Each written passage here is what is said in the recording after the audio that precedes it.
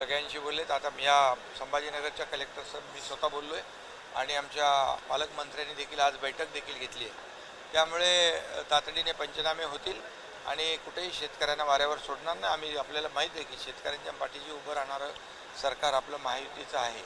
त्यामुळे अवकाळी आणि गारपीट याच्यातून शेतकऱ्यांना कुठेही दिलासा देण्याचा जो काही काम आहे ते सरकार करेल. शेतकरी आधीच नाराज आहे. कर्जमाफीवरनं गोंधळ सुरू आहे आणि त्यात यावेळेसही दुर्लक्ष सुरू आहे. कर्जमाफीच्या मुद्द्यावरही शेतकऱ्यांना अपेक्षित आहे काहीतरी. नाही बघा, आता आम्ही निवडणुकांमध्ये जो काही वचननामा दिलेला आहे त्या वचननाम्यामध्ये जे काय आम्ही जनतेला आश्वासन दिलेली आहे, आता बघा सुरुवात झालेली आहे.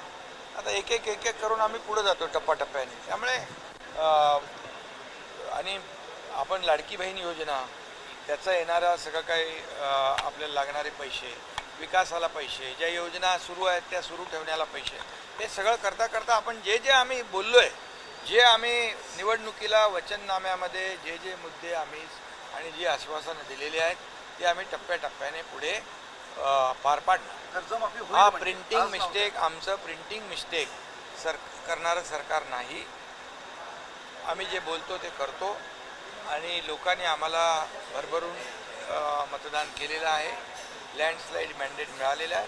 त्यामुळे आमची जबाबदारी आहे आणि आम्ही एक टीम म्हणून काम करतो आहे. त्यामुळे तुम्ही आता मी जेव्हा आश्वासन दिलं किंवा आम्ही जेव्हा तिघंही बोलत होतो त्या निवडणुकीच्या पूर्वी, तेव्हा हेच सांगत होतो की जशी सरकारची आर्थिक परिस्थिती मजबूत होत जाईल आणि शेवटी आपल्याला सगळ्या गोष्टी सगळं सांभाळायचं आहे.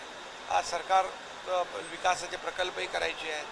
आपल्या संजय गांधी निराधार बाळ, श्रावण बाळ योजना, अशा योजनाही गरिबांच्या सुरू ठेवायच्या आहेत. लाडकी बहीण योजनाही आपण सुरू ठेवतोय. हे सगळं सुरू ठेवत असताना शेतकऱ्यांच्या पाठीशी देखील सरकार उभं राहणार आहे.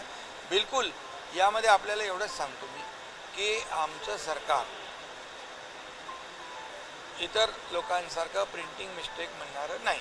सामाजिक न्याय विभागाला निधी मिळत नाही, त्याच्यामुळे संजय शिरसाट यांनी त्यांचा उल्लेख केलेला पण आहे. तर तो निधी कसा नाही, आता या बजेटमध्ये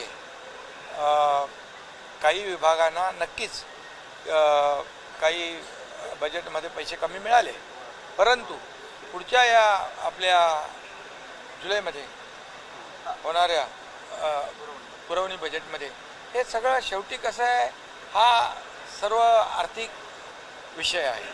त्यामुळे सरकार म्हणून आम्ही सगळ्यांनी मिळून आमची कलेक्टिव्ह जबाबदारी आहे. कुठल्याही डिपार्टमेंटवर अन्याय करण्याचं कुठलीही भावना सरकारची नाही, भूमिका नाही. आणि आता कमी मिळाली असतील बऱ्याच सगळ्याच डिपार्टमेंटला